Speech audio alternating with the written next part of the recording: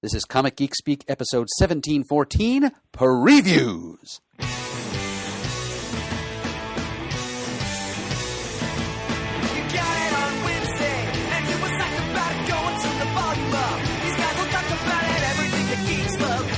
Laser beams, opinions like the seasons on everything you read in comics, movies, games, toys, artists, Comic Geek Speak, Comic Geek Speak, Comic Geek Speak, Comic Geek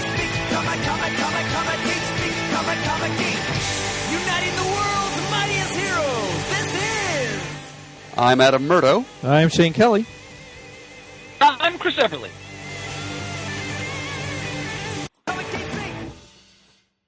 Hey, welcome to the show. Welcome back to Comic Geek Speak for another fun-filled previews episode where we go through the monthly previews catalog. This time it's issue number 362 for comics that are arriving in shops beginning in January of 2019. God. And we're just going to sit around here and talk about anything and everything that appears in those pages that is of interest to us, that we think might be of interest to you as sort of a public service. It's long-standing CGS tradition. Happy to bring it to you once again. January 2019. That's nuts. Yep. In the year 2019. And, of course, her sonorous tones are fun. In the year 25. the backwards time machine still hasn't arrived. That is one of my favorite episodes. Mine too. I love that episode. And whoever is recording the Zager and Evans impersonation is doing a swell job, I must say. All right, so this previews episode of Comic Geek Speak, like all previews episodes of Comic Geek Speak, will be brought to you by our friends at the Discount Comic Book Service. Their website is dcbservice.com, and that's a place you should visit for all of your online comic book ordering needs, especially if you don't happen to live close enough to a quality local comic shop that you can go and make these purchases in person. DCBS is the place to go to order your comics online. They always offer lots of special discounts. Every new release from Marvel and DC begins at 40% off. From other publishers, the discounts start a little bit lower. And every month there are special discount deals available, which we'll be highlighting as the episode progresses, where you can get comics at 50 or as much as like 75% off. And there are also their special bundles, where if you agree to purchase a certain number of books from a common publisher or imprint or theme, you can get the whole lot of them for 50% off. There is a Valiant bundle available from DCBService.com this month. There's Marvel's Fresh Start and Legacy bundles. There are a few different DC bundles, including the new Wonder Comics imprint. Several deals to be had, as there always are any given month at DCBService.com. So go check them out. They will take good care of you. The customer service is top-notch, as we've attested to over and over again on this podcast. We all know them. We all use them. We urge you to use them as well. If you are, once again, if you're not lucky enough to have a good quality local comic shop to take care of your pre-ordering, if you need to do it online, dcbservice.com is a great place to check.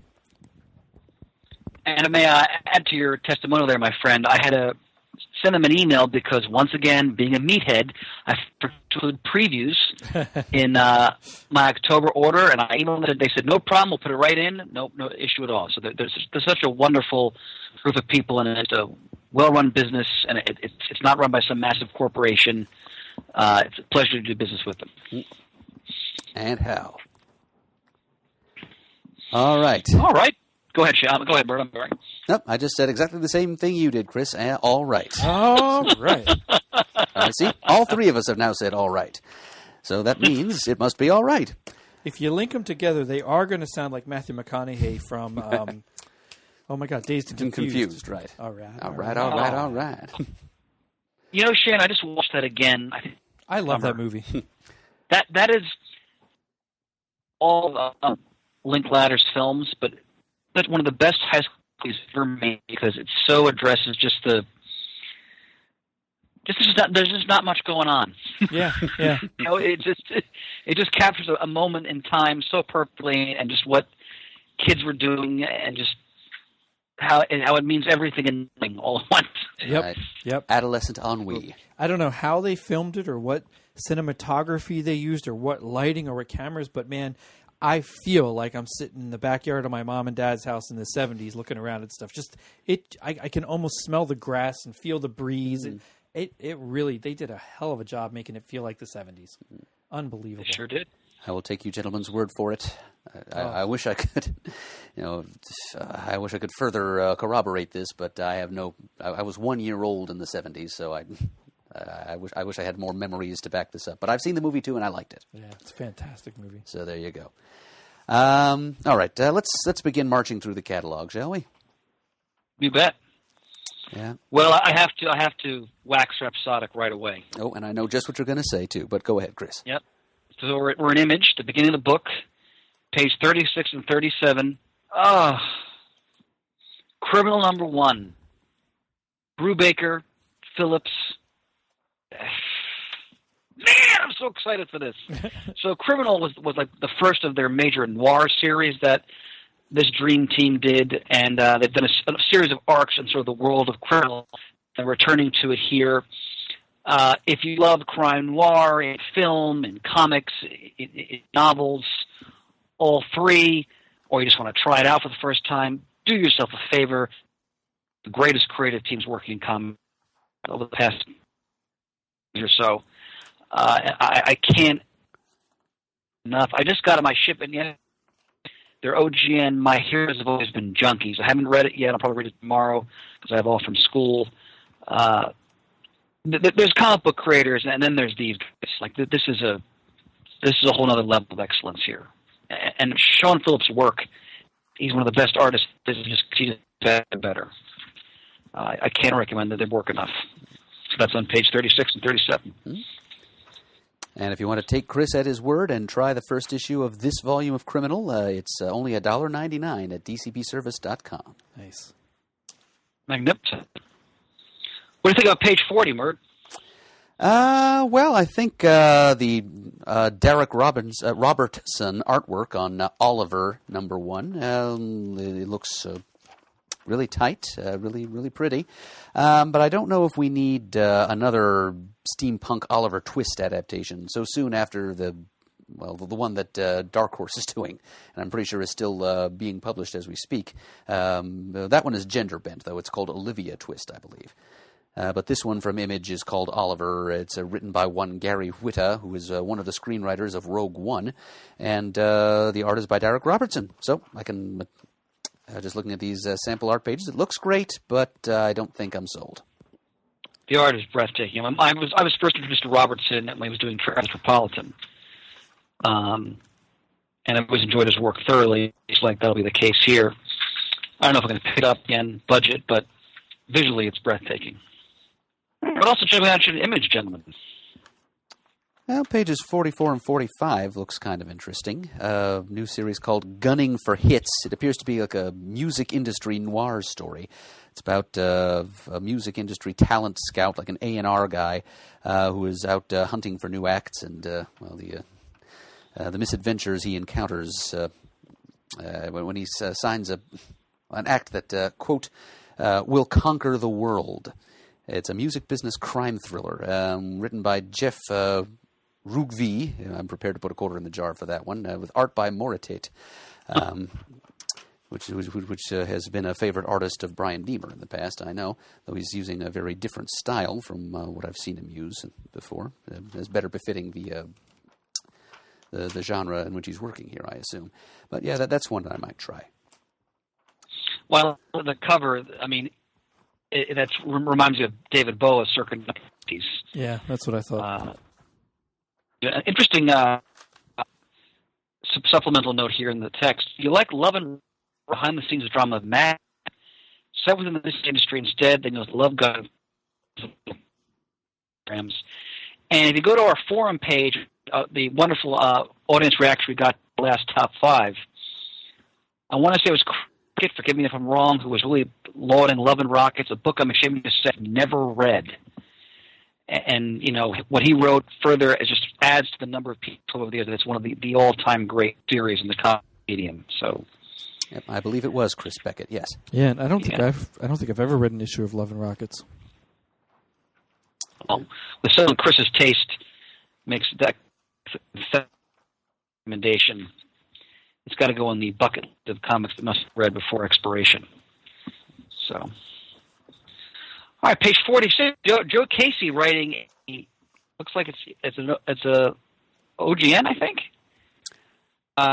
Jesus Freak. The year is 26 CE. A young Nazarene carpenter is having trouble adjusting around him and finding his place within it. He knows he's different, but he doesn't know. A bloody two-fisted Baroque fiction. Interesting. Yeah, only 64 pages long, though. $17.99 is kind of a lot to ask for that little content, even if it is under a hardcover. It says you like The Goddamned, which is by Jason Aaron, which I loved, and Paul Gulacy's Masters of Kung Fu. You also mentioned Doug Monk there since he was writing it. You'll love Jesus Freak. That's high praise. Wow. It does appear to be kind of a psychedelic martial arts take on. And then I can see the Gulacy influence in the art without question. Interesting. Yeah, that bottom panel on 47 of just the intensity of the audience. That's a pure Master of Kung Fu panel right there. So it looks like the New Testament with Kung Fu. The New Testament with Kung Fu. Yeah, it kind of does look that way. Yeah. All right. Yeah, I'd be interested, but the price is kind of scaring me away, unfortunately. Yep, same here. All right, what else in Image, gentlemen? I think that's... Well, I saw on page 57, if you wanted to catch up on Criminal, they have a list of back list of all their stories. Well, I highly recommend every single one of these. I mean, see, some of the characters cross over into other stories. Like the new volume is going to have a character from a past arc, but they're all in the same universe. And I mean, I so love just their take on noir. And I mean, a lot of you really get your bang for your buck with the floppies because each issue they'll often have an essay written by various writers who are experts in various aspects of film noir, and also Sean Phillips' son, who's also quite an artist himself. He usually does a drawing to accompany the essay. So let's say maybe the drawing of Robert Mitchum or something like that, for example. This creative team really puts their heart and soul into their work, and they're well worth every penny. And on page 56, they're collecting a limited case, Brian K. Vaughan and Marcos Martin's Barrier story, which came out not too long ago with the sort of the cinematic style presentation. Did any of you guys read that? No, I did not. Okay, I recommend it. I mean, I love this creative team. And it's an interesting take on immigration in the United States through the prism of actual aliens from outer space. It's Brian K. Vaughan. It's well worth your time. Yeah, I have nothing else, new and different to remark on from him. It's just a few series that I've been following all along. The Wicked Plus the Divine, The Ice Cream Man, one or two other things. Dead Rabbit. Yeah, I don't have anything either. All right, then. Let's gallop on to Dark Horse. Let us gallivant, my friend. I didn't read Fight Club Part 2. I dimly remember, but I enjoyed the movie. But have anybody read the Fight Club Part 2? No, I only ever saw the movie. Yeah, I wasn't that big a fan either, so I did not read Fight Club 2. Yeah, I mean, the movie's grown on me over the years. It didn't grab me too much the first time I saw it, but I'm older. There's elements of it I appreciate more and more. I have to comment on page 92. I don't know where you guys stand on this, but I couldn't stand that far. I never saw it. I didn't even see it in the theater, not on video, nothing. I've seen it on TV once or twice. Mistake of seeing it in the theater. So it was around the Christmas whenever that came out, because it's been quite a few years, hasn't it, since the movie came out. I know they're doing a sequel. And it was a packed theater. It was the holidays. It was hot. I mean, visually, of course, it's James Cameron. I always, acknowledge and admire his technical expertise. But I was watching this going, this is like Dances with Wolves or Pocahontas. And it just, I didn't find it very interesting, the visuals aside. But I thought the writing was terribly flat and hackneyed, but that's just me. I mean, I know a lot of people enjoy the movie, but if you love Avatar, I'm not even going to try to pronounce it, butcher it. here's a supplemental comic attached to it. I'm interested on page 94. Anytime Brian Wood is writing something, I usually pick it. Even if he's doing adaptations of licensed property, in this case, Aliens. I don't really care what it's about. It's Brian Wood writing Aliens. I'm going to try it. Yeah. So, that's it. Mm-hmm. And Aliens. Is anybody reading? They've had a Go ahead. They've had Jay, a I'm sorry. long-standing relationship with Dark Horse producing Aliens comics. So they have, and I'm sure that relationship is all the more precious to Dark Horse right now since they've lost so many other licenses, Star Wars absolutely. and Buffy, to name just two. It's a good point, Murray. Go way back to the big Dark Horse. Remember they took on the Predator license, the Alien license. Yeah. That's the point. I mean, it's been one of the backbones. In fact, we were talking about how I think it was the last previews they were issuing the original screenplay for Alien 3 in comic book form. So. Yep, and Go ahead, Murd. that adaptation actually continues in this month's catalog. It's on page 96, William Gibson's Alien 3, number 3. Right. And right next to that, if you missed it, I didn't read this myself, Terminator Sector War, a trade paperback written by Brian Wood, art by Jeff Stokely. Two Terminators went back in time in 1984, one to kill Sarah Connor, and the targeting TV officer Lucy Castro, a rookie cop assigned one of the most of the city.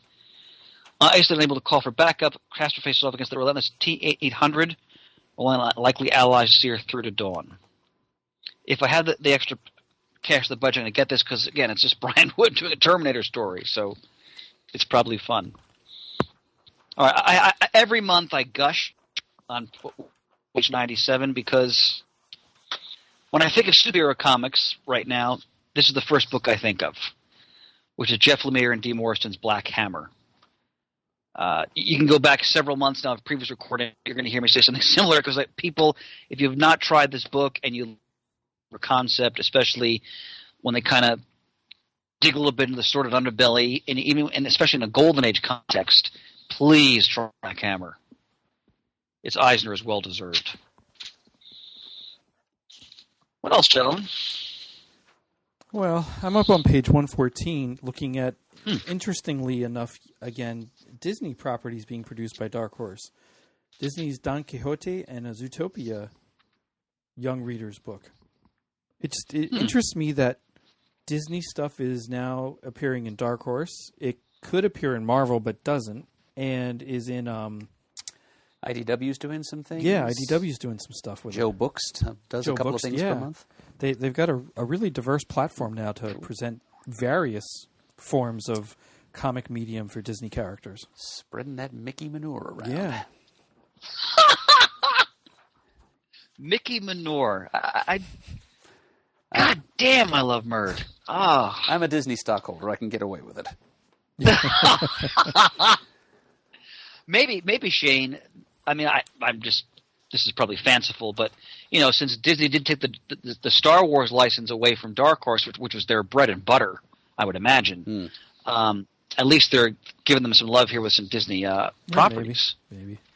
I'm a huge Dark Horse fan. I think this company has done so much great work in the 25 plus years it's been in existence. I hope to see them, stick around for quite some time. So We were here at the beginning when they started. Don't forget to tell them to get off your lawn. Get off my lawn. There you go. See, Shane, I hope we can live long enough, and as long as we're not miserable, that we can actually inhabit the characters we're imagining for ourselves right now. God, I don't want to be that crotchety, although I'm Well, pretty well on my way. we'll be side by side on the porch of the assisted living home. We'll try to keep each other's spirits up. Can Speaking you of believe keeping our this spirits up, holographic- unless you guys have more Dark Horse, how about DC and that cover? This holographic previews just ain't cutting it no more. Well, maybe there'll be hard light holograms by then, so you can at least turn that's the true. pages. Yeah. Yeah, how about that? That Young Justice. Blew me away. Shane, I thought of you immediately. Introducing Wonder Comics. All new adventure, Young Justice anyway. All new adventure by Brian Michael Bendis and Patrick Gleason for the art. Yep. I like the little blurb they have, the one-page thing. A new subset, a new offshoot of comics by DC. Young Justice, Naomi, Wonder Twins, and Dial H for Hero.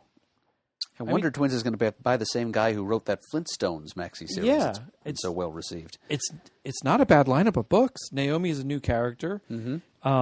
It's going to be co-written by Bendis and David F. Walker of Shaft and Power Man. Yeah, I mean it's an interesting lineup. I would never have guessed it in 1,000 years. I couldn't ever see them bringing Young Justice back. Yeah, well, I'm definitely going to get Young Justice, and if David Walker involved in Naomi, I'm definitely getting that too. So, well, I'm definitely looking at Wonder Twins too. I mean, my love of those Super Friends cartoons, I just can't not at least give it a chance. you see that Gleek is in there too. Yeah, I'm not too keen on his mohawky looking haircut, but now if you have them in there, you got to give me a Universe of Evil issue. Oh, right. When the DC app went live, that's the first thing. When I realized that they had all those old Super Friends cartoons on, that's the first thing I went to. Season 4, Universe of Evil episode, and watched that sucker right away. Is that the one with the Hall of Justice with the little devil head relief up at the top? Yeah. Yep. Okay. Everybody's in a red costume, and Robin's got a little like sinister mustache. Right. Yeah. Gleek goes around. Dark Gleek. now, did either one of you watch any of the Teen Titans live action episodes? Yep, I'm caught up. Okay, because I only watched the first one, and I didn't stay with the service. I just tried for the trial week. This last episode, the 4th episode, so far was my favorite. It's great production value, but I really enjoyed this last episode. So we'll see if it keeps going from there. I barely remembered that show had been produced. Yeah, I saw one of the trailers. It was kind of a turnoff. I won't disagree with that. And I have Shane, I'm sorry, Shane, go ahead. I have my problems with some of the things they do on it because of that. It is very, very dark and heavy. And when you go from watching Teen Titans go to the movies to this, it's really bipolar. Probably step back and watch the early 2000s Teen Titans cartoon. It's a little closer, but even that is not nearly as dark as this. I mean, well, Shane, what struck me, and I want to get your opinion without spoiling anything for Murd, because I just watched the first one. I found it jarringly dark to a degree that it kind of turned me off. Because for me, Teen Titans, like you can have very adult stories like what Wolfman and Perez did. Yeah. But there's always been that balance with the comradeship and some of the banter and humor between them. And that, I mean, granted, it was just the action was, geez Louise. And the action's fine. I mean, the fight scenes are well choreographed and everything looks great, but they are brutal, much more brutal than I would ever think they would be. Yeah. So maybe I mean I'll come back to the service, but in the future let's talk about it in more detail in a comic talk because I really want to get your opinion on it. Yeah. So. But what do you guys? I am I'm liking sorry, it. Shane, go ahead. I am liking it. I am watching it, and like I said, this last episode was probably my favorite so far. I mean, it's only been 4 episodes, but this one was a lot of fun. Again, sometimes the new series takes episodes, if not even a couple seasons, to find its feet. So, sure. All right, well, let's think of what's on page 4. Yeah, the other history of the DC Universe. I had seen some announcements about this a while ago. We might even have brought it up on the show some time ago. But, appears to be kind of an exploration of, hidden or you might even say buried diversity in the DC Universe. And it's 5 issues, 64 pages, prestige format, and mature readers. This is coming out through DC's Black Label imprint. So there will be some cussing. I'm also saying one of the subsequent issues will deal with Renee Montoya. Wow. Yep. Also, Karen and Mal Duncan of the Titans and Tatsu Yamashiro, Katana of the Outsiders. Yeah. Well, so DC clearly wants to emphasize some more diverse characters that are often overlooked in their history. So this could come off as something that's very, depending on how it's executed, very blundering or very nuanced. And I'm try this, at least the first issue, because I'm really interested in to see what the writer does with it. Yeah, I agree. I could see it turning into a lecture and or a slam book very easily. But yeah, it's just as you said, Chris. Everything depends on the execution. And they say it's extensive research, and that always warms my heart when I read that. So let's give it a try. And on the page 5, this looks interesting. Mysteries of Love in Space, written by among others, James Tynion IV, Kyle Higgins, Saladin Ahmed, Castellucci, Jeff Loveness, art by Tom Grummett, Kyle Hotz, and Casagrande, Max Dunbar. Yeah, Superman, New Gods, Green Lantern, Star. I'm sorry, Shane. Go ahead. No, go ahead. Go ahead. Keep going. 8 Tales of Roll, Whisker to the Moon and Back. Prestige format, $10. Yeah, love and outer space stories. It sounds like fun, and they've got some quality creators on there. But again, $10. Yeah. Pass. Well, we want to talk about $10 books again on page 6. You've got Superman Super Spectacular. What gets my heart palpitating a bit is written by Marv Wolfman. A previous unpublished tale of Superman, which was meant for the Superman Confidential series. I'm sure you'll remember that. From the mid-2000s. Marv Wolfman doing a Superman story, so that's 96 pages. So you get a little bit more bang for your buck there, Mert. Yep, and the fact that it's an unpublished Wolfman Superman story that he calls the best Superman story he's ever written, that certainly does pique the curiosity. Yeah. Yeah, well, I'm sure. I may try that. It depends on my budget this month.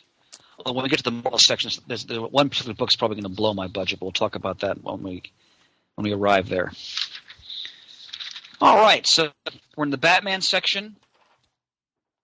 How many times can we say Tom King's one of the best writers in comics? There, I said it again. Just read his stuff. I mean, it's, come on. Page 14, Music Alert. We're finally getting the fourth and final issue of the Batman Creature of the Night miniseries, which does for Batman more or less what Superman's Secret Identity did for Superman back in 2003, 2004. This is pretty badly behind schedule, probably possibly because of music. I don't want to point fingers here. He's had health problems before that have made him miss deadlines. Possibly because of John Paul Leon's art. But either way, this is finally going to conclude, apparently, in January of 2019. So, yeah, it's about a person named Bruce Wainwright who, in more or less the real world, kind of an Earth Prime situation, decides he's going to become an urban vigilante in a Batman vein. It's written by Busiek, and we get all too few opportunities to experience Busiek's talent in comics these days. So only too happy to buy this miniseries. Well, one of the all-time great writers, as far as I'm concerned. So absolutely. I was wondering, gentlemen, maybe down the road, I'm ahead on page 27, if we could reconvene and sort of give our take on the issues of Doomsday Clock. Because we haven't talked about that in a while. I had the last couple here. I haven't read them yet, actually. So I think I'm forward caught to up. discuss that. My problem with it is I actually really do not like that it comes out every other month. It drives me crazy. It seems like the story is taking forever. But that's because of the way it's coming out, not because I think it's a bad story. I save up an issue or two and then I read them together because it's just too far apart for me. I'd rather have it monthly. I'm going to do the same thing, and we'll talk about it though because we had a couple fun discussions on it. Speaking of things that drive you crazy, Shane, knowing you as well as I do, look on page 30. Oh, thank God I'm not getting that. God, I saw that and I thought, are you kidding me? It's bad enough when it's twice a month. Now you got 3? Ugh. Yeah, I thought that was weird. Well, if you love the Flash, you get him 3 times in January. I guess 4 if you count this Flash Annual number 2. Oh, there you go. Yep, that's right, Mert. Featuring Impulse, who will then be seen in Young Justice. Shane, you have enough trouble. I shouldn't have gotten your blood boiling like that. I saw that and I saw it and I flipped and I'm like, oh, wait a minute. And I go back, I'm like 61, 62, 63. Are you kidding me? Oh. God, that just... Are you reading The Flash currently, Shane? No, I stopped around, I want to say issue 50. I liked it. It just budget cuts. I completely understand. Hasn't Williamson been writing almost the whole series? Yeah, it's been a long while. Yeah, if it's not the whole thing, it's been pretty darn close. I'd have to go back and check that, but yeah. And I love Scott Collins' work. I love his art on it. I loved when he did it the first time around with, was it Jeff Johns' run I think he did it on? Oh, you're looking at the annual. Yep. Yeah. Annual 2. I wanted to point out on page 35, because Pants let us know that a listener, forgive me, I don't know who it was, sent a tweet asking us to review Green Lantern 1. And when we get it, we'll definitely talk about it, because I know Murd and I were looking forward to trying out Grant Morrison on Green Lantern. Yep, as am I. So when we get those in our shipment, we'll definitely discuss it, because I'm sure it's going to be an interesting new take on the Green Lantern. So I'm excited to get issue number 1, and here's issue number 2 on page 32 for Freedom Fighters. I will be trying that out. Well, sort of previewing it on Golden Eagles Rex. Sure. See what I think. that art reminds me of Alan Davis. It's not Alan Davis, but Yeah. Apparently it's Eddie Barrows, but yeah, I agree, Chris. I do see the similarity in style. okay, I want to tell you guys on page 39, because I hadn't read it when we discussed it. I did read Heroes in Crisis number 1. I got 2. I haven't read it yet. I enjoyed it. I mean, again, I can see why you were dismayed by seeming, in quotes, deaths of those characters. We'll see if that remains intact. But it was definitely an interesting setup issue, and it's Tom King, so I have faith. I mean, the art's beautiful. Oh, absolutely. Oh, stunning. But I'm a big Booster Gold fan, Shane, so... I know. God. Yep. And like you said, I have faith in Tom, especially, gosh, I loved what he did with Booster in the Batman issues, and I loved what, I forget who wrote it, but what happened with Booster in the Superman issues recently. Great story arcs for that character to be included in both those books. I thought they were a lot of fun. So I have faith that he'll do good by Booster, but you never know. It might have been Jurgens himself, actually. It might have been. I just can't remember. On page 52, I didn't realize that Marv Wolfman is also writing one of his creations, Raven, Daughter of Darkness. I want to say he's been on that since the beginning. Yep, he has been. Yeah, I totally missed that. Well, you didn't actually, Chris, because you pointed it out to me in past previews episodes. It must have just slipped your mind since then, but you were at one time aware of that. Now, I don't often get a Looney Tunes issue, but I may break down and get 247 with Marvin the Martian on it. Next to Bugs, Marvin the Martian is my favorite Disney character. I mean, Disney. Bugs Bunny character. Looney Tunes. Disney doesn't own everything yet. I know. Jeez. Where's the kaboom? There's supposed to be an earth-shattering kaboom. Pure 38 explosives. My Illudium Pew 36 explosive space modulator. Oh. That creature has stolen the space modulator.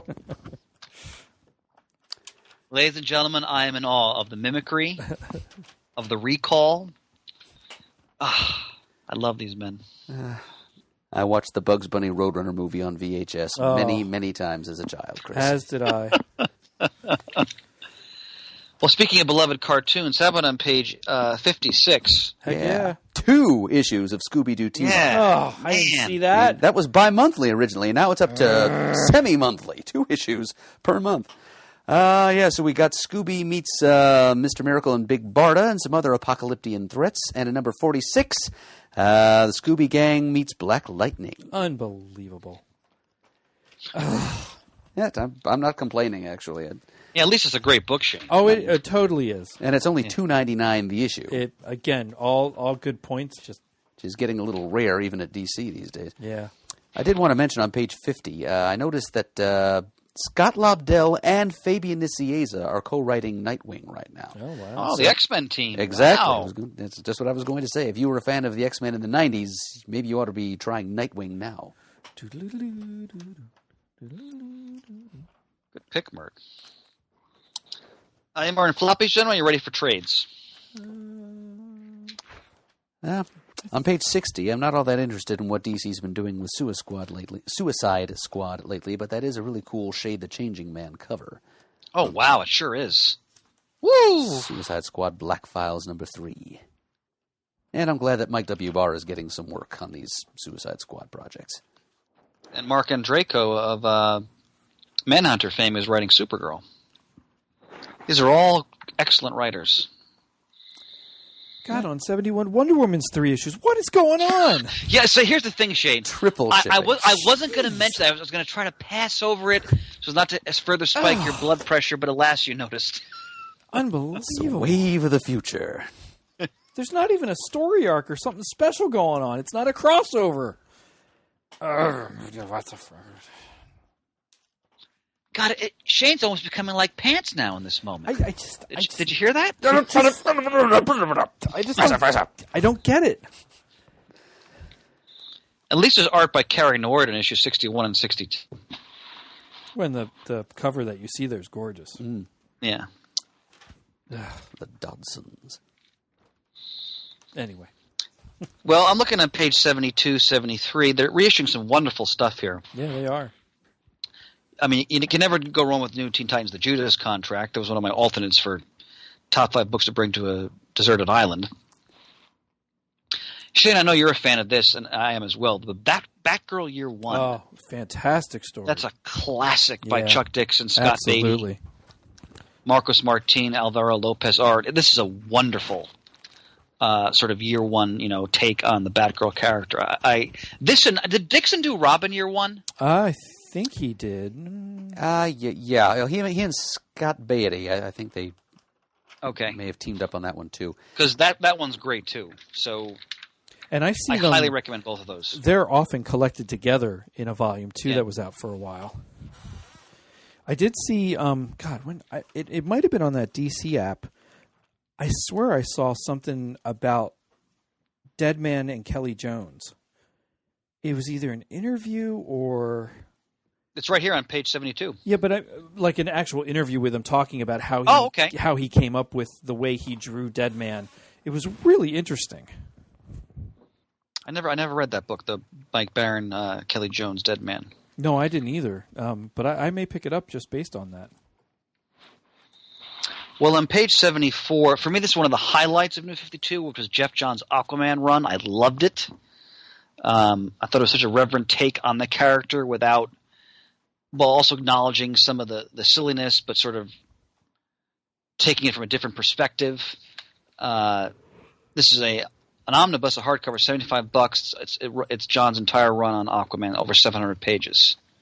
Granted, you can probably find these stories in softcover trades and bins, but It is a good run. it's really good. I highly recommend it. And the next page, I enjoyed his run as Ending Dead, and his run on Aquaman has been wonderful as well. This collects the last Suicide Squad Aquaman crossover, Sink Atlantis, which was fun. Page 76, they're releasing, what is this? The Death of the Family Saga, Batman by Grant Morrison, Volume 2. You know what, Shane, what do you think of the Shadow of the Bat series? I used to love Shadow of the Bat. Yeah, I me too. enjoyed it for many, many, many years. Gosh, I can't remember if the series ended and I collected all of it and read all of it, or if I stopped partway through. But I certainly know up to at least and beyond what's in this issue. Unless 42 is the last issue, which I don't think. I think that went on for quite a while after that. Oh, yeah. It went well past 42. I couldn't God. remember. Yeah, I thought that series had some incredible stories and some really neat artwork, and even just covers, very artistically beautiful covers. And for those listeners who aren't familiar with this book, basically it was a showcase book where DC gave different top flight creators the opportunity to do a Batman story. So they took place in all different time periods and almost consistently great, I thought. Yeah. It was really a series. And you can easily go to a well-stocked bargain bin and find a lot of these issues. I mean, I guess if you're talking about this time period, really, we were paying for double shipping because it was Batman Detective, Legends of the Dark Knight, and this anyway. So you're still getting 4 Bat books. Yep. Same story with the Spider-Man titles or the Superman titles. Yeah. All right, Shane, since we're talking about feeling old, turn to page 79. It's been 10 years since Blackest Night. Yeah, I saw that. That blows me away. I'm like, 10 years. Wow. I don't know where the hell those years went. 10 years. I think they went into these microphones. Well, that's true, too. I know I don't have the issues anymore because I think I sold them to Chris. On the previous page, 77, Batman the Cape Crusader, Volume 2, Marv Wolfman and John Byrne. Art by Jim Aparo, Patrick Broderick. That was a good time on that book too. I enjoyed that run. But yeah, 10 years. Gosh. And I loved Blackest Night. I thoroughly enjoyed it. I did too. And I never ever once, not even entertained it, did I ever want to try Marvel Zombie book. And yet here I loved all of Blackest Night, and then at the end of it, after reading everything, I thought, I just read all of DC's versions of DC Zombies. That's weird. Yeah, but it was in continuity, and there were That's true. power rings involved. That's true. That's true. I like to see on page 80 they're doing a DC Universe Len Wein book. So Len Wein passed away not too long ago. One of the great writers of the Bronze Age. And they're reprinting a lot of his stories involving the Justice League, Phantom Stranger, Action Comics. Let's see, DC Comics Presents, Green Lantern, Swamp Thing. So he was a great writer. Right. And one of my all-time... Go ahead. I'm sorry, gentlemen. Well, go ahead. You say what you're going to say, because I know you're going to talk about what I was. Yeah, so below it is one of my all-time favorite DC stories, which is New Frontier. Reissued in a new paperback, tremendous cover. It's the late, great Darwin Cook, who died way too young. Oh, my gosh, yeah. I love his art.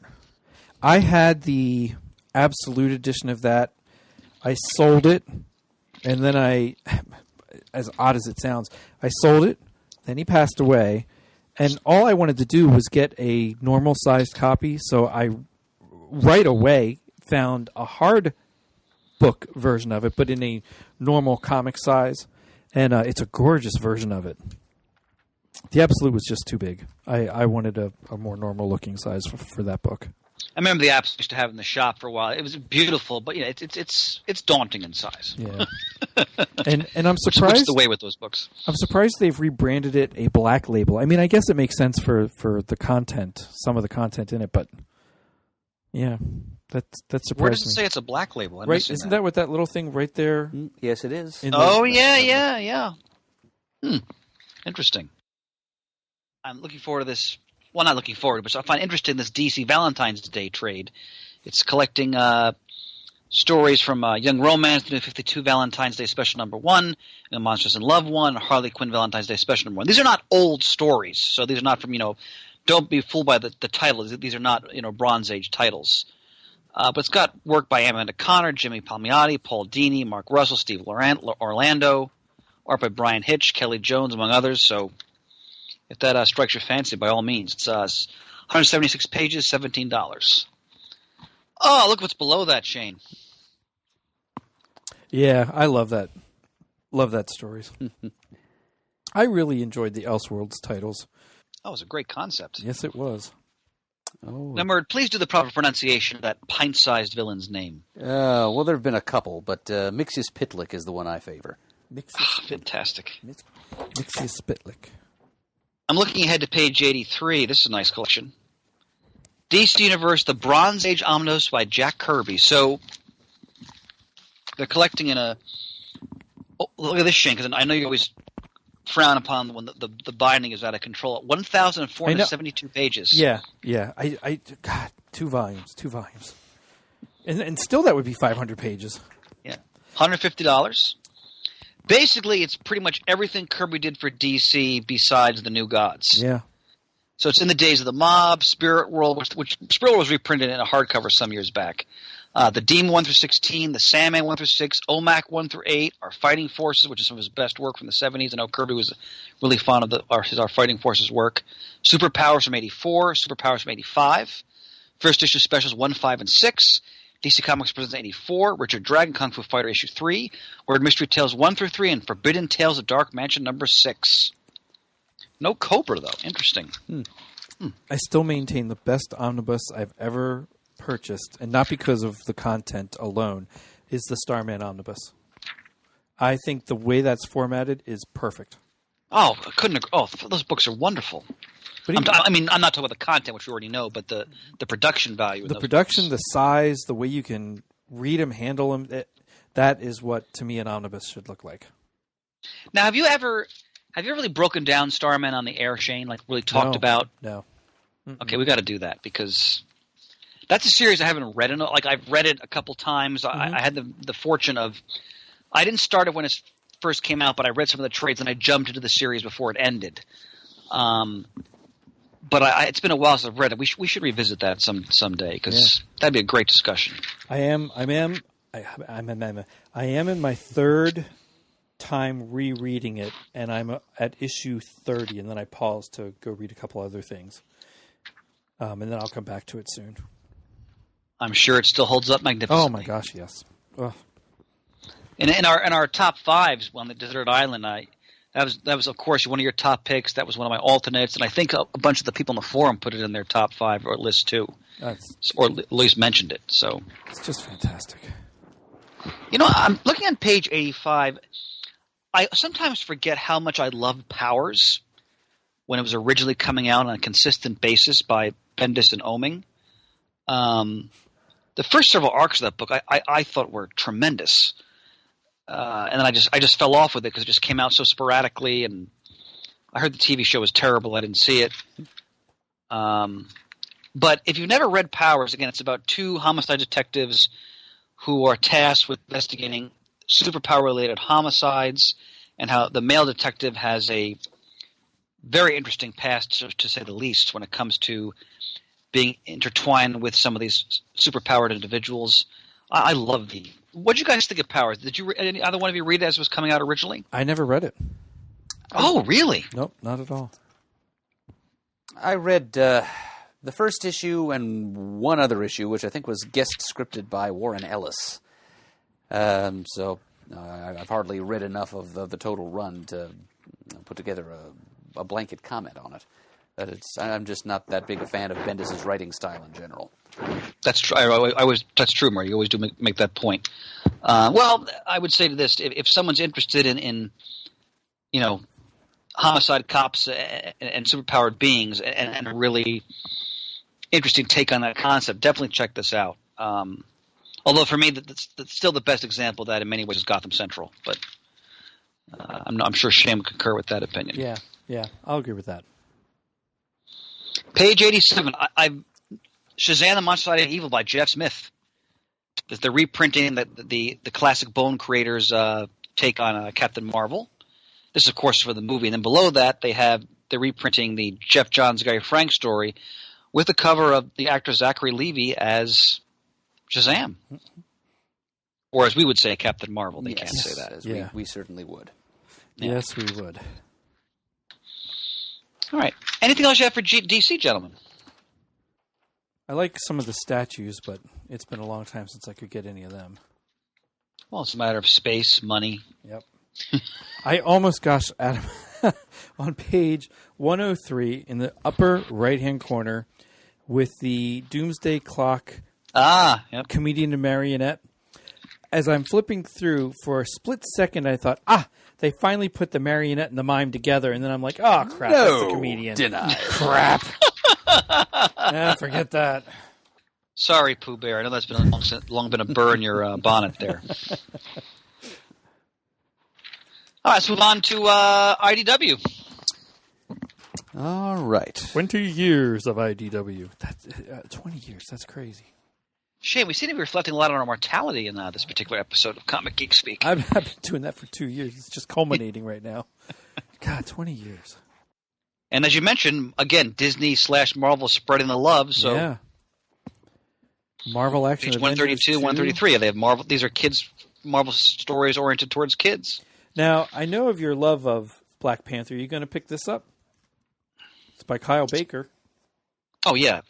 In fact, Shane, I'm glad you pointed it out because I didn't realize Kyle Baker was writing and drawing this. I'm definitely getting it. Well, good news there is that Absolutely. it's 50% off at dcbservice.com. Awesome. Murd clutch as always. And it seems IDW is further celebrating this 20th anniversary milestone of theirs. Oh, Shane, look at the Star Trek one. Uh-huh. Oh! Yep. Series of one-shots for their licensed properties, My Little Pony, Star Trek The Next Generation, TMNT, Gem and the Holograms, and Ghostbusters. They're called 2020 one-shots. They're each 36 pages, and each one is set either 20 years in the future of what's going on currently in those titles, or 20 years in the past. On the Stargazer. Yep, and so it's written by Peter David, art by J.K. Woodward. Yeah. Ooh. How They worked do together you, on They worked together on Fallen Angel. how do you go wrong on that? Yep. I'm not even that big a Star Trek fan, but since you pointed out that creative team just now, I'm making a mark. Need to buy that one-shot. And David's one of the best writers in the business, but he's also renowned for many of his Star Trek adaptations and original stories. His New Frontier line, I loved. Yeah, I'm getting this too because you always hear about Picard talking about his time on the Stargazer. So, and that's over his right shoulder on our left side viewing. That's Beverly's husband. Oh, that's right. Okay, good pick, Shane. I love when I come across JK live streaming on Facebook or something, and he's doing Star Trek stuff. If I can sit there and watch it, I will. Right now, as I'm sitting in my subterranean office, I have 2 JK pieces on my wall that I commissioned from him. A Sandman Mystery Theater, black and white, full, not just a sketch, a full drawing, and then a Blade the Vampire Slayer on a motorcycle. They are stunning. Man, if anybody has an opportunity to commission work from him, whatever you have to pay, and he's not unreasonable anyway, boy, is it worth every penny. I've got a just stunning Booster and Beetle and Pants one year for one of our Christmas exchanges. Got a Doctor Who with Matt Smith and Captain Picard. Awesome. All right, speaking of Star Trek, we've got to go to page 151. First of all, that matters the Tiptons are writing another Star Trek story. The Q Conflict. Yeah. Art Dave Messina, one of the covers by J.K. Woodward. When a dispute between godlike beings threatens the galaxy, it will take all of Starfleet's best captains to stop them. Join Kirk, Picard, Janeway, and Sisko as they go head-to-head into competition that will determine the fate of the Earth and beyond. Is there even any hesitation on this, Shane? Sounds like really? Yeah. Well, yeah. We'll see. If it's just a one-shot, maybe. If it's a mini-series, probably not. I'm pretty It's sure 6 it's parts. Yeah. 6 parts, then I'll wait for the trade and I'll get it then. And Shane, I'm going to get it per month, and I will let you know in a very safe, general way what I think of it. Now, that could change if my budget allows, but for the most part, most Star Trek stories, when I want to read them, I get them in a trade. The only ones I didn't were the recent Mirror Universe ones. Those are fantastic. Same Yes, writing they team. are. Back on page 146, I have the Star Wars version of this. Star Wars Empire Strikes Back graphic novel adaptation.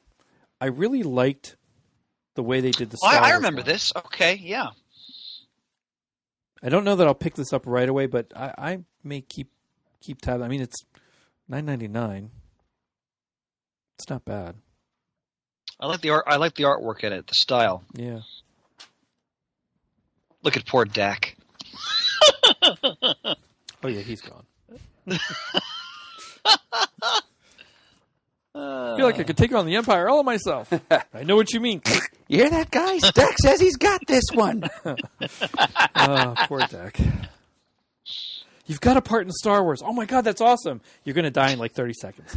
Crap. Doesn't matter. His immortality is assured. That's right. His meal ticket is written. He's in it endless more than I am. Star Wars conventions. I bought a Dak figure when they had one out and put it in a snowspeeder with Luke in front years ago. And he got to patch in the auxiliary, so you know. He had his moment. Look at this on page 162. Joe Staten, classic artist, who appeared at one of our super shows, actually. Written by Jerome, forgive me if I mispronounce this, Charon or Karen. 2 brothers, one a man of God, the other a man of the mob, and is sitting on the edge of chaos to do anything to survive. So, hey, that's Joe Staten artwork. High praise in testimonials from both Warren Ellis and Howard Chaykin. So, and then below that, Treasures Retold, Lost Art of Alex Toth. Oh, what a master. Little seen artwork and complete stories from the 1950s and beyond. That's great. Let's see here. Up on page 168. Yep. The late, great Bernie Wrightson, who died not too long ago as well. So this is stuff written by Len Wein and others, and they're encompasses. Let's see here. So it was DC Comics mystery books, Swamp Thing, and rarely seen and completely until now, Treasures. Looks beautiful. 3 foldouts. That makes Wow. me nervous. 3 foldouts. That size book, I can see them getting ripped, but yeah, it looks gorgeous. It looks absolutely. I mean, he was a tremendous artist. So they've really done his work justice here. And of course, next page they have a bunch of Kirby stuff. Yeah. These are reissues of the Mighty Thor, their second FF book. Fantastic Four. Actually, two FF books. I apologize. And Thor, and then Marvel's Heroes and Monsters Artist Edition. I'm not familiar with that one. Wow. God, love Kirby. And those for IDW, gentlemen. Marvelous. Yep. I think we've reached the finish line for this section of the catalog. All right, Marvel it is. Now, last month we were discussing how we were being teased, tantalized, titillated with Conan the Barbarian #1. They just gave us a snapshot page written by the great Jason Aaron, art by Mahmoud Asrar, cover by Saad Ribic. Oh, now we get the full Monty here. Is that Red Sonja on page 4? Let's have a look. Yes, it looks like it. Well, she has white hair though. No, that's what threw me.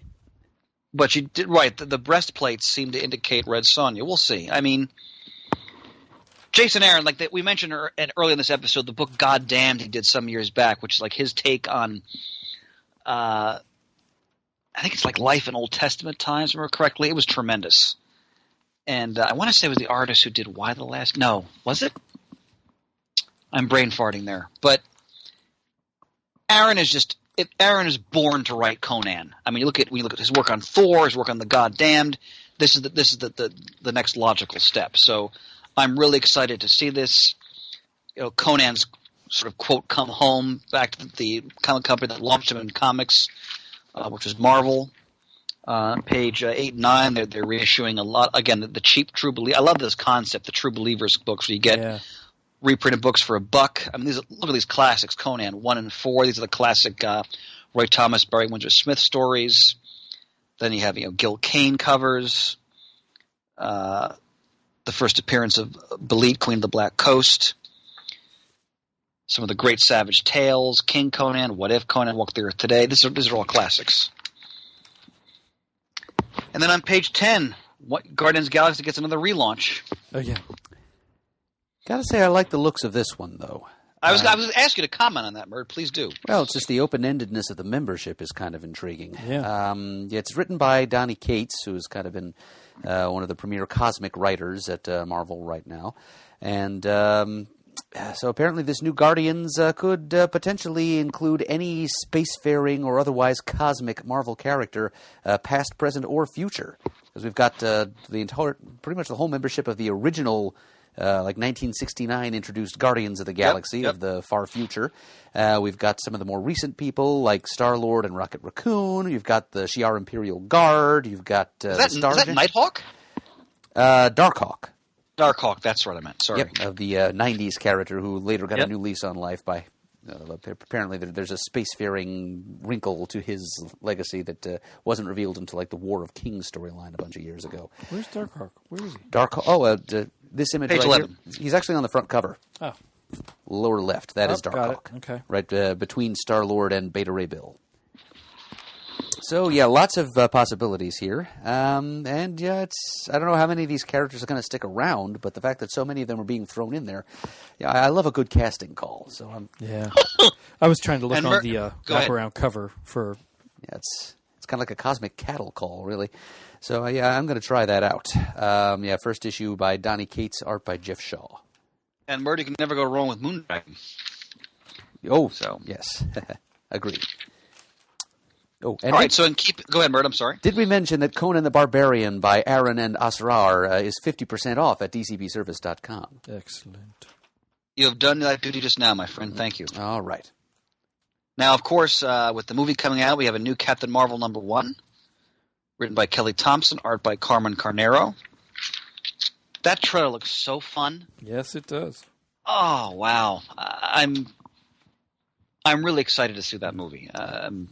Between that and I'm looking Shazam, forward to it, too. two movies that look like just an absolute fun. 2 Captain Marvel movies, in fact. Yeah, all fun. Yeah. When is the Shazam movie supposed to come out? I don't know that. Well, let's see. Shazam film. Shazam!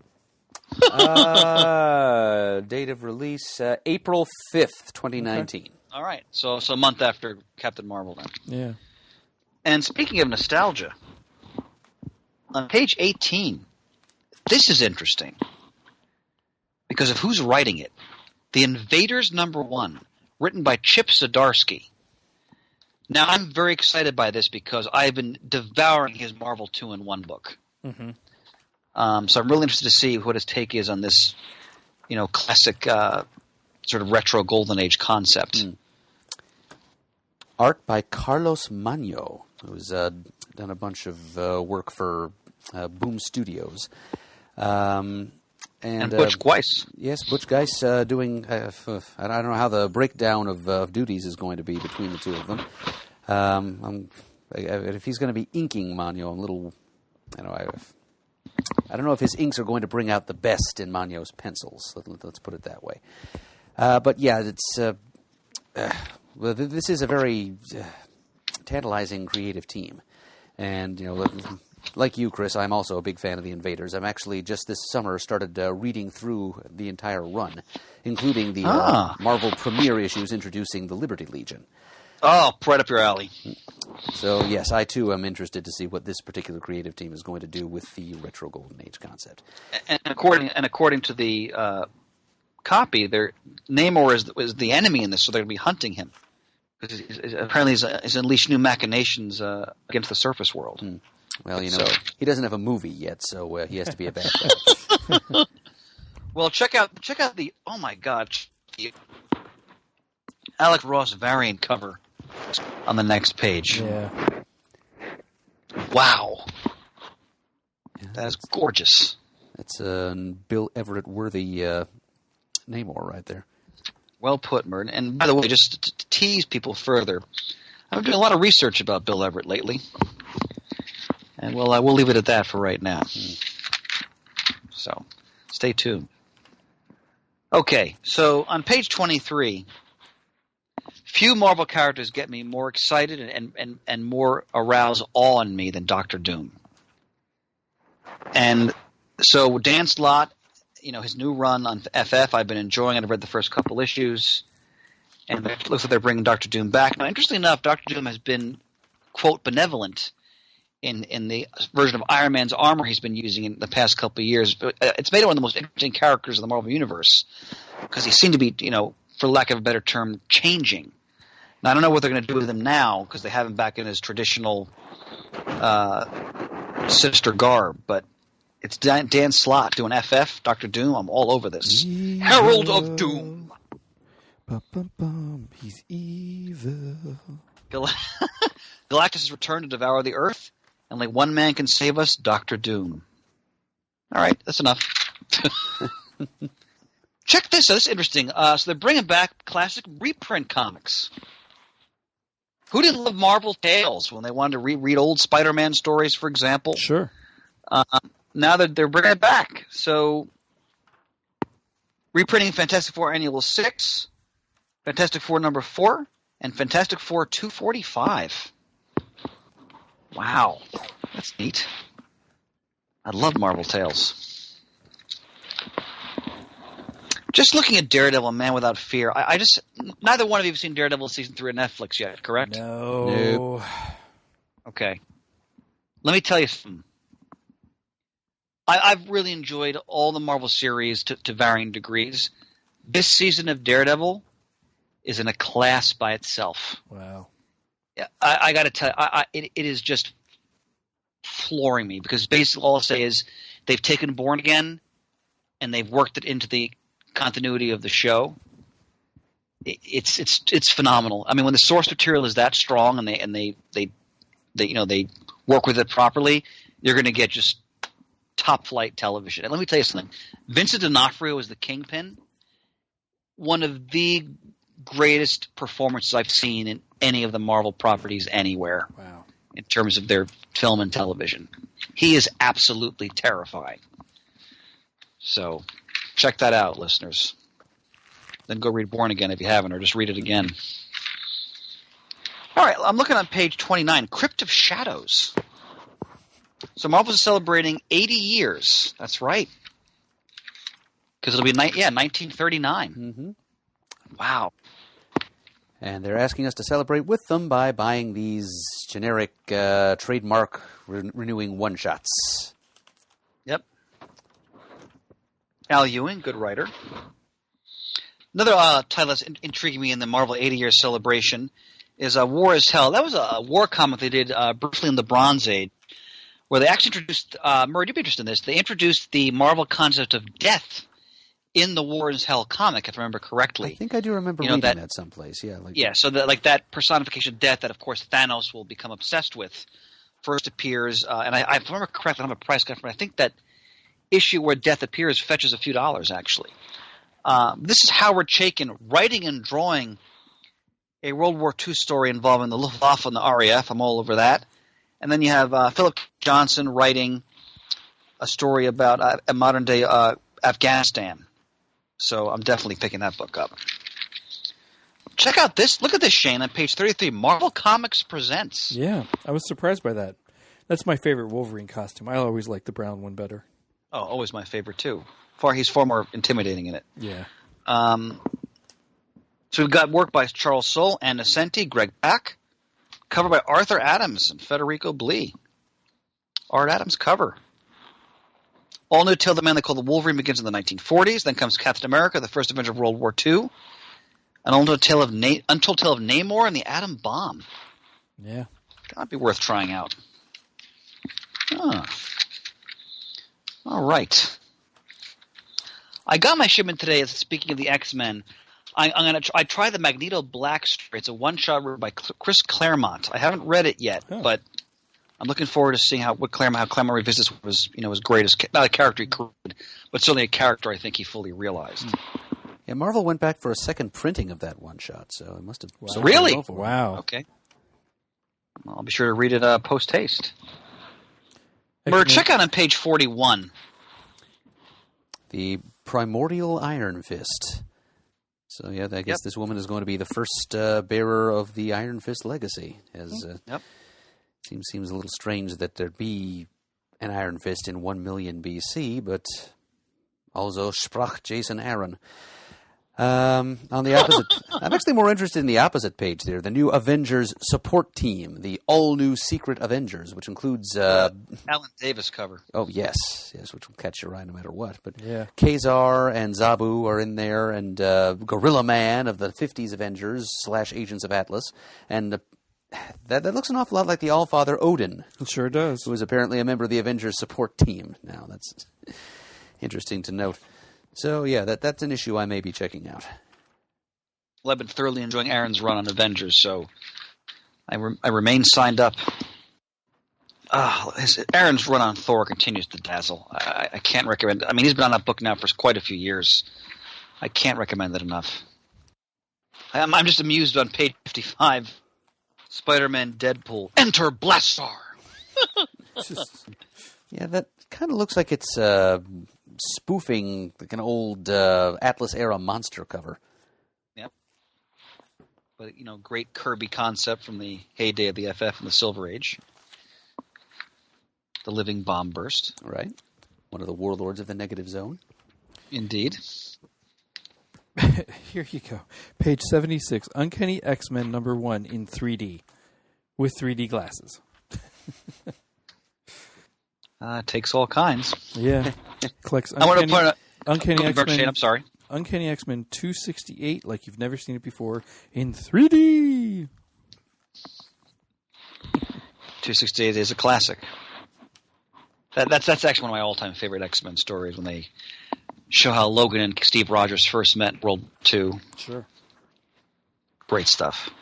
I was raving last month back on page 61 about the new Winter Soldier Marinade series, because it's written by Kyle Higgins, art by Rod Reyes.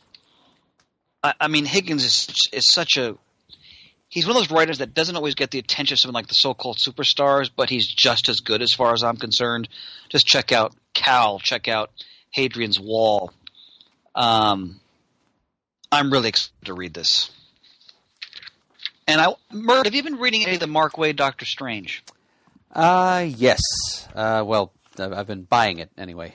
So yeah, I'm aware that the first arc starts out with Doctor Strange's magic slowly leaving him, and Doctor Strange taking some advice from Tony Stark and going into outer space to find the answer. So exploring worlds of alien magic. And I've read, I think I've read the first, I want to say 4. It looks like it. It's outstanding. I mean, again, Mark Waid is just a writer who any hero property he touches, he just realizes the essence of the characters, what makes them great, and he also finds the humanity, and he's always so reverent towards history, and that continues with Doctor Strange. I'm thoroughly enjoying this title. I can't recommend it enough. Definitely one of Marvel's top series right now, as far as I'm concerned. As far as I'm concerned, we can jump straight to the Star Wars section of the book. Yeah. All these great-looking one-shots. I'm a big fan of the artist Luke Ross. You'll notice him on page 85. He did some great work on Spider-Man, and then with some great James DeMatteis Spider-Man stories involving Norman Osborn. Mm-hmm. But his work on Ron Mars's Samurai Heaven and Earth, which I've talked about on this show once in a while over the years, is just stunning. His take on feudal Japan and a samurai who has to actually travel to other parts of the world to try to regain his lady love who's been sold into slavery. This guy's a tremendous artist. I think he did a Darth Maul many years back as well, actually, now that I think about it. But his work is beautiful. Shane, are you caught up with the Star Wars flat? God, no. Okay. I am woefully behind. Now, did you finish the Aaron run? Yes. Yeah. Okay. So remember at the end of the Aaron run, you had the great Special Forces Stormtrooper squad? Yeah. We're kind of with them out there. We don't know what happens to them. Kieran Gillen's returning those characters on page 87 in Star Wars 60. Number 60. I wondered about that, why one of them had a lightsaber. I didn't think about that. The Scar Squadron is one of Aaron's great concepts from what I already a classic run on the Star Wars comic. Yeah. And Gillen has proven to be certainly a worthy successor. I mean, his Darth Vader run that he did is one of the greatest Star Wars comics I've ever read, period. Mm-hmm. But that he did for Marvel a couple years back. But, man, the Star Wars title, I've yet to read one issue that hasn't thoroughly satisfied me. Oh. I say that without hyperbole. It is tremendous. They just do a fantastic job. I'm so impressed. I never thought that they would all be as well done as they are. Yep, and the latest arc, Hope Dies. Oh man, it lives up to the title.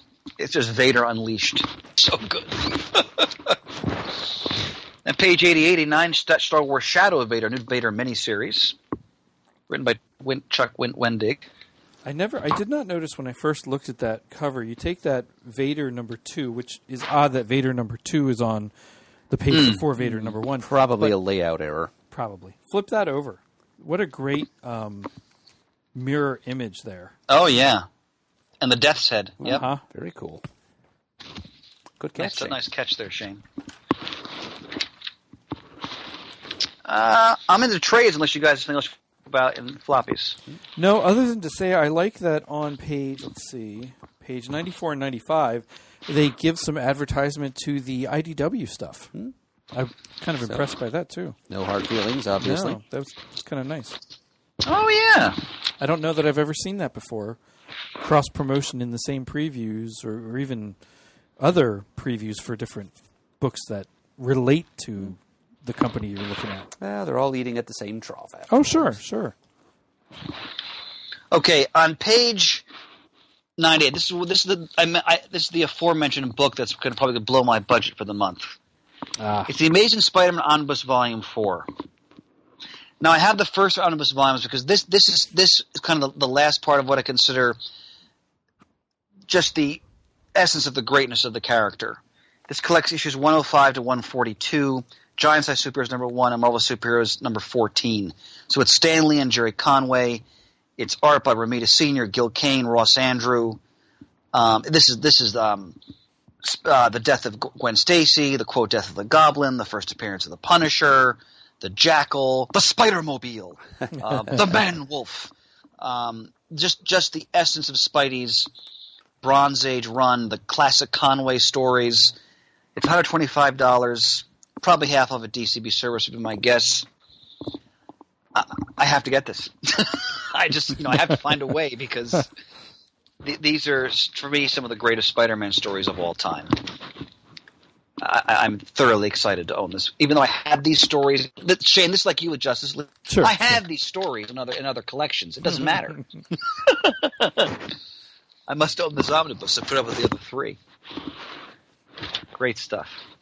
I still have some of these issues, but on page 99, I enjoyed the Straczynski run on Spider-Man. Oh, I loved it. A lot of great stuff.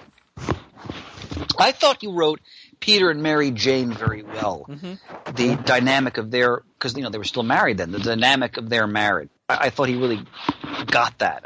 That was, in fact, when I think about his run, that's what I think. I don't think about, like, the totem stuff. I think about that first. Yep. Is Peter and his Jane. Otherwise, let's see. We got more Kirby, the Kirby FF Omnibus, collecting various classic periods from his run on that. Thor by Aaron and Dauterman, Volume 3. More Marvel Masterwork, She-Hulk, Bronze Age Iron Man, Star Wars trades, Thanos trades. Go ahead, I cut somebody off there. I'm sorry. Another byproduct of the Marvel 80th anniversary celebration on page 113, Decades Marvel in the 50s, Captain America Strikes, which is basically the complete Captain America commie smasher. Yep. Who, as we know through retro continuity, is not Steve Rogers. Right. He's actually a deranged college professor named William Burnside, who idolized the original Captain America and underwent an experimental treatment to try to replicate the super soldier project, and ended up going slightly insane. And well, he and his little Bucky there, Jack Monroe, who later became Nomad. They had their adventures in the 50s, which were played straight at the time, but were later seen for the exercise and insane jingoism that they were. And so they're still cleverly kept in continuity, but through the lens of contemporary values. And I'm kind of curious to read what these stories were like originally, because I've only read about them. I've never actually read Captain America Commie Smasher, and now's my chance, and I'm taking it. See, Murray, this moment in time just now is one of the many reasons of why I hold you in such high esteem and love you, because I knew that I could count on you to give a quick sort of hot new blurb on the significance of the 1950s Captain America. And boy, my friend, you did not disappoint. I live but to serve, Chris. We should mention that, because you're right. Brubaker worked these characters in, and also, of course, the most famous was Steve Englehart brought them into the Bronze Age. He explained basically how the 1950s character Captain America existed when Steve was frozen in ice. And then Brubaker took it further. And if I remember correctly, I think Jack Monroe was actually killed in the Brubaker era. Yes, I believe he was. Whether he stayed dead, I'm not sure, but he definitely was dead for a while. As you always say, it's comics. Anything can happen. Mortality is just, a potential profit margin away. All right. I want to put on page 131, Marvel 2-in-1 Volume 2. If you have not tried this series, you love the FF, you love the dynamic of the characters, do yourself a favor, get these two trades. I got the first one of Marvel's volume best series right now. Last shipment a month ago. So it's on my pile. You got what? The first volume. I'm sorry, Shin, I missed what you said. The first volume. Splendid. Yep.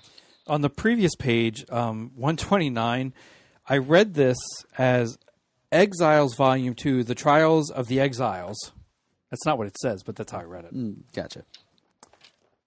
I wanted to point out on page 133, so the Marvel Epic Collection. So these are more expensive trades, but you get a big bang for your bucks. Sure. For $40 in color, over 450 pages. Yep, the Kirby Bronze Age Black Panther run.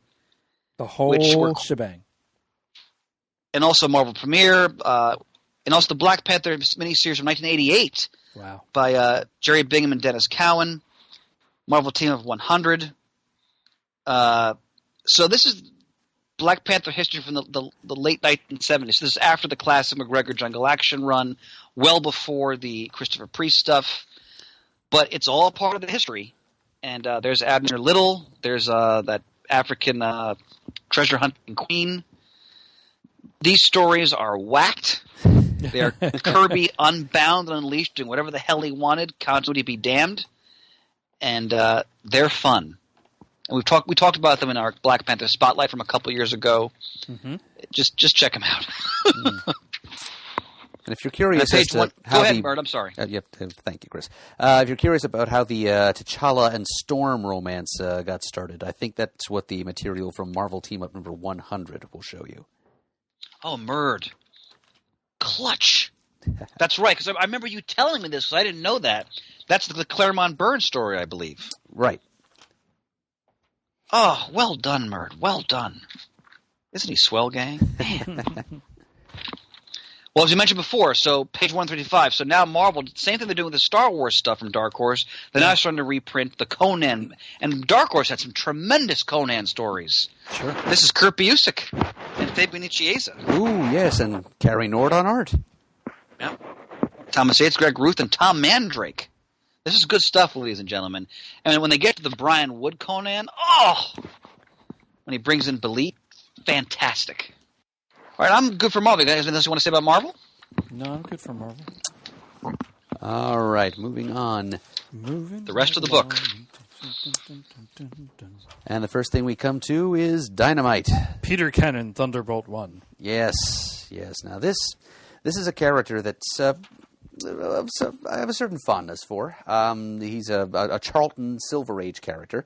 If you didn't know, he's who Ozymandias in Watchmen is based on. Oh, get out. Yeah. I didn't know that. He actually made an appearance in Crisis on Infinite Earths as a denizen of Earth 4. Huh. Yeah, it's because DC briefly owned the rights. They actually, right around the turn of the 90s, they published like a 12-issue series starring Peter Cannon. But then they lost the rights, sort of drifted away from them, and, Dynamite's got it right now. They've done one other series with Peter Cannon in the past. This time, though, it's being written by Kieran Gillen. Not a bad thing? No, not at all. He's kind of a... Not at all, my God. Very talented sort of maverick writer. He's, as he says in an interview that's published with him here, this is his return to superhero comics. After a couple of years away from it, he's feeling a certain amount of angst and agitation and anger towards superhero comics, and so he's going to kind of use this series as his a way of to vent his discontentment. I don't know how I feel about that, really. I'm sorry that Peter Cannon is going to have to be the outlet for this.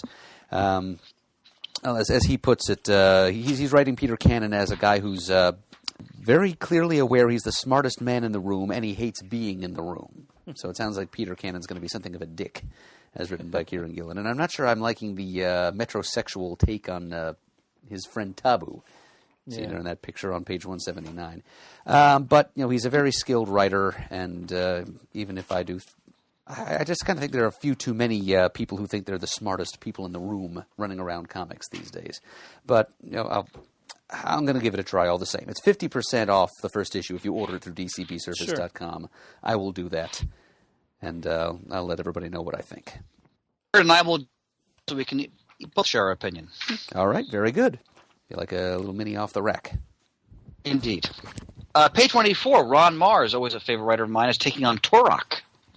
Was Turok a gold key concept, originally? He was originally, yeah. Okay.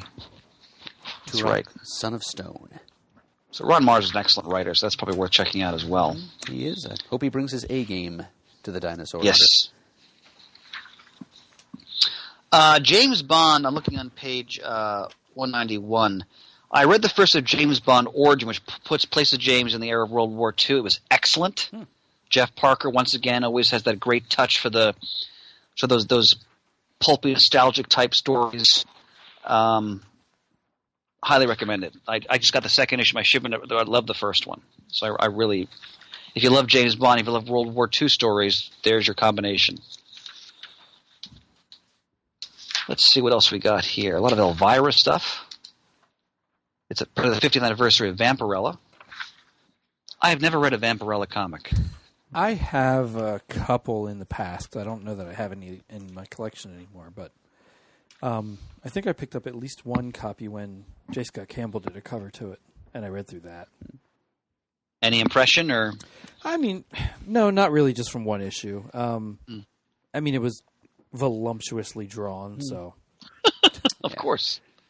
I've got one or two scattershot issues of Vampy in my collection as well, and it's she's kind of a different character from moment to moment. You know, she doesn't have a whole lot of set in stone canon behind her. But it's more about the image and the attitude, I think, than about any set backstory.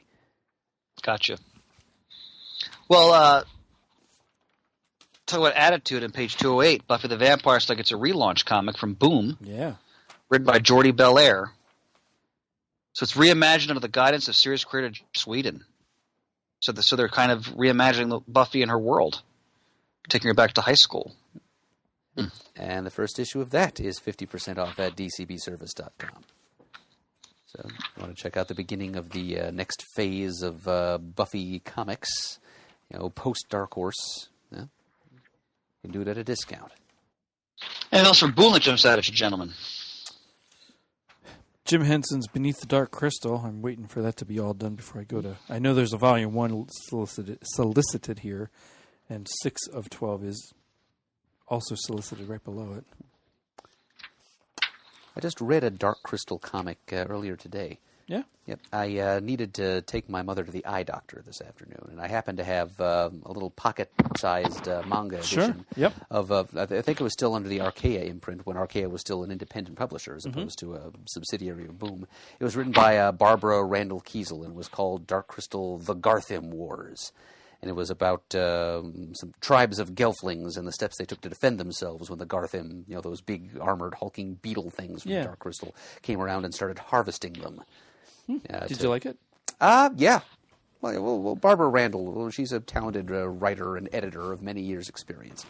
And the art was kind of an American manga fusion style. It was one of the earlier Dark Crystal comics published, I think. Sure. It was kind of a prequel to the movie. If you happen to enjoy Adventure Time, I know Eric Nolan Wethington, shout out to him. He's been a vocal praiser of that animated series on Cartoon Network. There's a mini-series here on pages 214 and 215, which is kind of follows what becomes of a couple of the main characters in the wake of the end of that series. The Ice King is one of the main antagonists. He wasn't always such a bad guy. He was just sort of corrupted by that magic crown that he wore. It turned him crazy. Crazy and sort of an insane philanderer. It gave him all kind of mystic powers and made him immortal, but he also just kind of became obsessed with kidnapping princesses. But he wasn't always such a bad guy. He used to be just a normal anthropologist type named Simon, mild-mannered guy. And after whatever crazy apocalypse that turned Earth into the planet Oo, which is where Adventure Time is set, he became kind of the guardian of a little vampire girl named Marceline. And the two of them had a special relationship, which was explored in flashback in certain very heartwarming episodes of the series. So I guess at the end of that of the series, Simon was de-aged to childhood, and now Marceline, the vampire, who is, after all, as a vampire, immortal, gets to be a guardian for him, just as Simon was to her. And so here's a 6-issue miniseries showing a little adventure that they have after the end of Adventure Time. So if you're a fan the cartoon's over, correct? It is. Yes, it is officially over. On page 36, I have to mention Abstract Studios, the latest issue of Strangers in Paradise. Man, the new volume is so thoroughly engrossing and gripping. Yep. And you're reading it, correct, Shane? Yep. Yeah, it's... Again, Terry Moore, you want to experience a living master in comics? Yeah. There you go. Yep, I agree. 100%. Same page. Showtime of the Apollo, the epic tale. This is from Abrams Comic Arts. The epic tale of the Hammer Theaters. So an historical impact and significance of the Apollo Theater in Harlem. Great performers like James Brown, Franklin, and the others perform there. That should be interesting. Page 38. They're printing a Sam Glansman war comic. Great illustrator. His take on the Battle of Midway from Dell's Combat series. Wow. Looks fantastic. Find more information on that on page 313. Thanks, pal. It's not only a staff pick, it's certified cool. A whole lot of Casper on page 260 and 261, along with some Stooges. Yep, well, that's American mythology for you. And they're also doing something with Zorro on page 258 to celebrate the centennial of the character. Wow. Who knew? Wow. Zorro. I always enjoyed that Antonio Banderas film. Was that First of all, it's the sequel, actually. Catherine Zeta-Jones was in that too, wasn't she? Yes, she was. Yep. I was a little I more. think that was her. Go ahead, Shane. I'm sorry. I was a little more partial to the what was it, Zorro the Gay Blade back in the 80s. Oh, I remember that one. George Hamilton. Yep. I think that's Catherine Zeta-Jones' breakout role, actually. The first time I saw her, though, was in The Phantom with Billy Zane. Oh, Slam Evil. God, she was in that. Okay. Yep. Shane, one pulp reference after another. Matt would be proud. On page 269, Archie 1941, I have the first couple issues. I haven't read this yet, and I'm really looking forward to it because, again, it's Mark Waid. And look at this, issue 4, co-written by Brian Augustin. Wow. Art by Peter Krause, who was born to draw World War II-era stories. Right below it, I'm excited that we're at issue 6 of 6 for this Archie Batman. That means hopefully a hardback will come out, and I'll get that. That's what I have. Jeff Parker again. That's sure to be good. All of those Batman 66 stories, I have all of them in their individual hardbacks as they came out. How was the one they did? I didn't read it, where they printed the Lost episode. I think it was written by Harlan Ellison with Two-Face. I liked it. Okay. I'd have to go back and revisit it. I read it when it first came out. But yeah, I was glad to see it and read it. Yeah, I bought it. I didn't actually look at it, but Yeah. it's there in the Because it is written by somewhere. Harlan Ellison, right, Yep. Shane? Yep. Okay. I want to point out then on Fantagraphics, page 301, they're reprinting R. Crumb's take on the life of Franz Kafka, which is incredible. And again, Fantagraphics should always be lauded for always sticking to all their wonderful reprints of classic EC artists. This is The Martian, Monster, and Other Stories by Jack Kamen and Al Feldstein. So these hardcovers, the production values on them are gorgeous. The field, the colors, all the EC. When I had the shop, I always made a point of stocking all these books. They rarely ever sold, but I just loved having them on the bookcase and just looking at them because it's so beautiful. I mean, that's, again, sometimes we forget in the deluge of superheroes, but EC Comics is still one of the all-time great moments in terms of innovation in the American comic book medium. Is that on 303? We're already looking at the next Overstreet price guide. Where are you, Shane? I'm sorry? Page 303. Overstreet price guide number 48. No, that's Okay. That's the the current last one. All right. The Planet of the Apes cover I recognize. Yep. Whew. Yeah, they always tend to reissue the price guide periodically throughout the year. I thought, wow, we can't be that time already.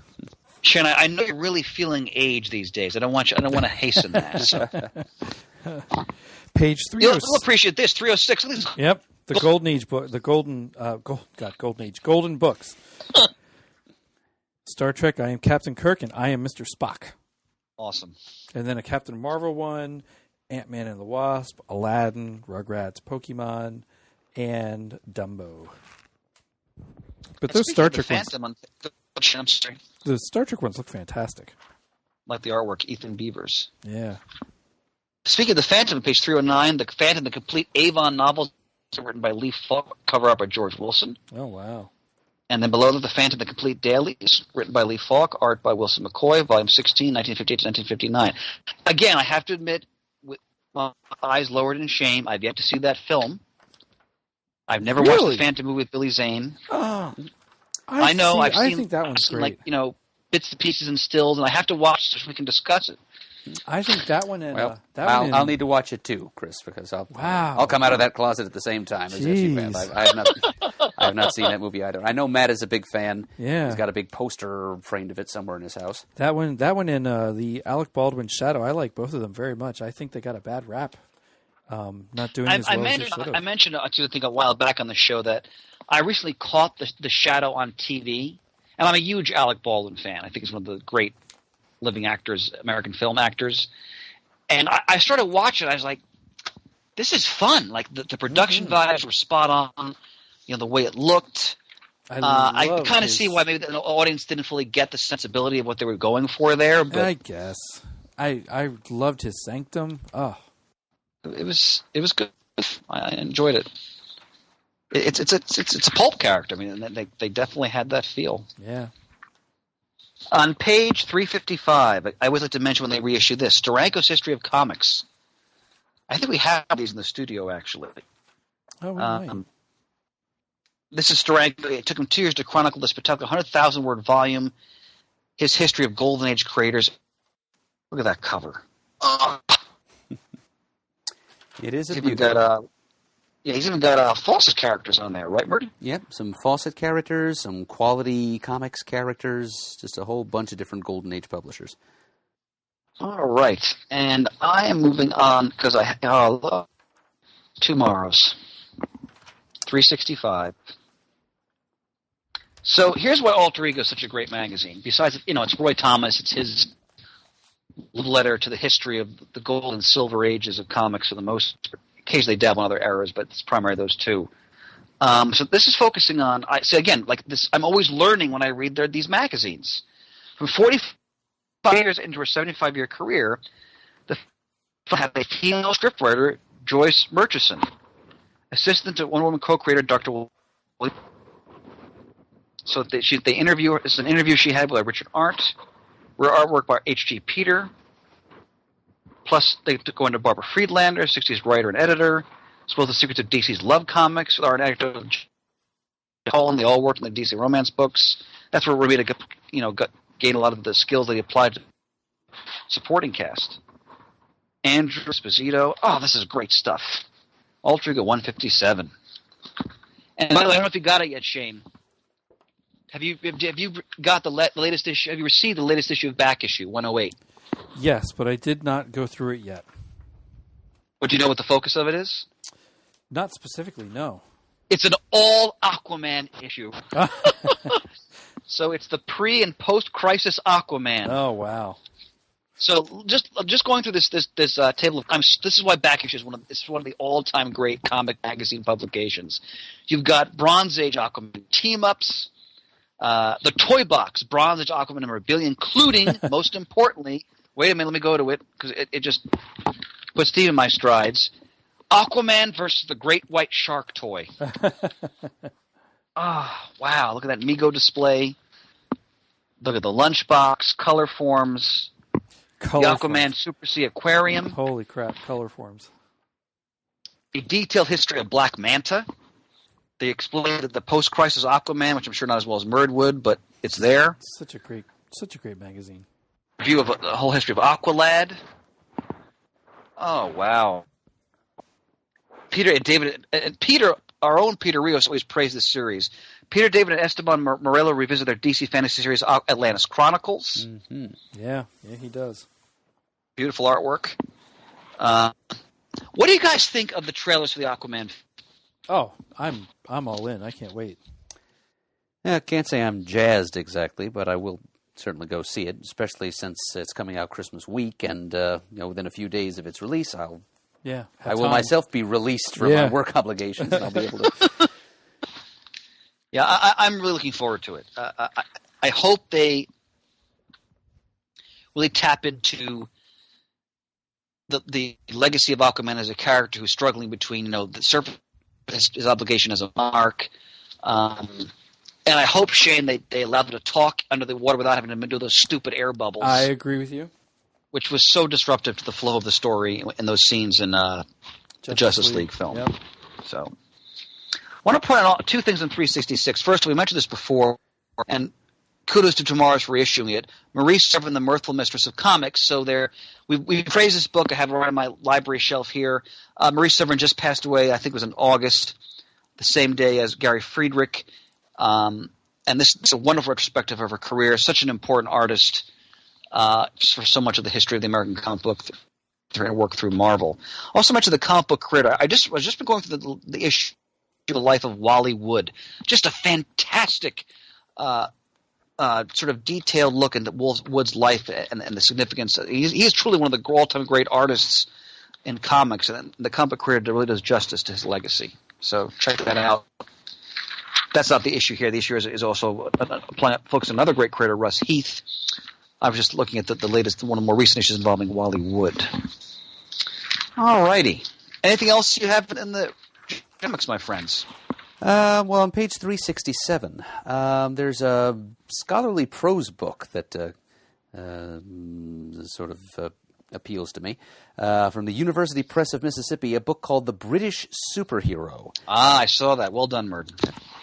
Telling us a little bit about the superhero comics of the United Kingdom, and paying special attention to how those British superheroes became vehicles for cultural commentary. Quote, sites of resistance to perceived American political and cultural hegemony, drawing upon satire and parody as a means of critique. So taking this cultural icon that the United States invented and shipped overseas, the superhero, and kind of refitting it and shoving it right back in the United States' face after a fashion. I think I see like Tom the Robot Man there on the left-hand side of the cover. So probably a few of the characters that were used by like Leah Moore and John Reppion a few years ago in the Albion miniseries. Those are probably some of the ones that we'll be seeing covered with a scholarly eye by author Chris Murray in this book. So yeah, it's fascinating. Considering Britain has its own, well-established, universe of comic book characters. So, and we think of Judge Dredd, but there's so many others. Oh, so many. Yes. Page 1. Are you guys done with Flop? A few things in the back of the book I wanted to shout out. I have something in the back of the book. Okay. Go for it, Shane. Page 130, Cryptozoic, Challenge of the Super Friends card game. How do you pass that up? It just looks fun. The Super Friends just equals fun in any format, essentially. Shane, I thought of you on page 143, Vintage Dynamic Duo T-shirt. It looks like a golden or Atom Age comics cover. Looks like it's a sharp one. And for all our fellow Star Wars, looks fun. On page 124, remember, previews is flipped now, so we're on the other side of the magazine of the catalog. Star Wars Retro Road Trip 15-ounce glasses. That is some fantastic artwork. Yeah. Definitely love the feel of those glasses. I like that Hoth one. Oh, wow. Tatooine, Dagobah, Endor. Those look immensely cool. They remind me of the old Star Tours posters. I used to have a Bespin and a Hoth one that you could buy And there. do you have any of the Burger King glasses? Oh, I still have all of them. Oh! I think I've only got Lando Calrissian and Luke on Dagobah. Nope, I still have a whole set, all Star Wars, Empire, and Jedi. They are packed in a box, safely stored away somewhere, though, at the moment. Speaking of glasses, page 111, Toon Tumblers have some new offerings. I always love great Doctor Strange. Can't tell which artist it is, but that's definitely a classic, iconic pose. A Kirby Black Panther. I could do without the Maximum Carnage work for somebody. Well, yeah, for those of us who are children of the 90s. Just good point. Suffer it to exist. Good point. A neat modern-day Wonder Woman on page 112. Modern-day Wonder Woman Toon Tumbler on page 112. Oh, yeah. Oh, yeah, I didn't see that. Nicely done, Shane. Anything else you guys want to shout out here in the back? No, I don't have anything else that really caught my eye. Yep. I think I've said my piece for the night, too. Actually, one last... I just noticed this. On page 54... Remember when Marvel did their first line of action figures? Like the really bulky, wonky-looking ones? And they've reissued that style of cardboard card. Yeah. And so they have... But these are nicer figures. They have Hawkeye, the Vision, the Wasp, one of her innumerable costumes, Scarlet Spider, Ant-Man. That's a nice Ant-Man figure, and Black Panther.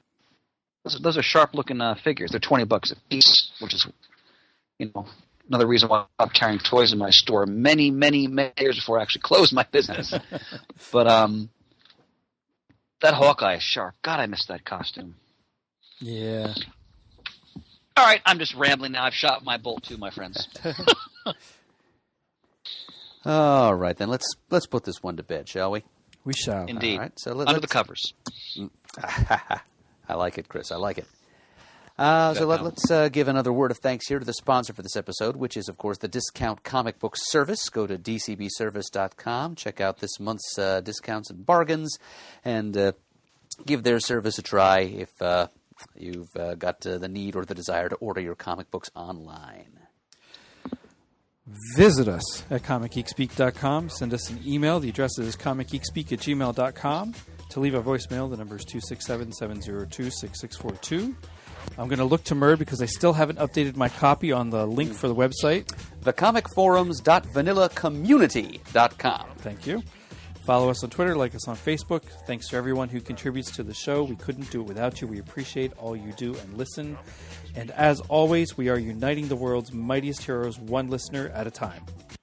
You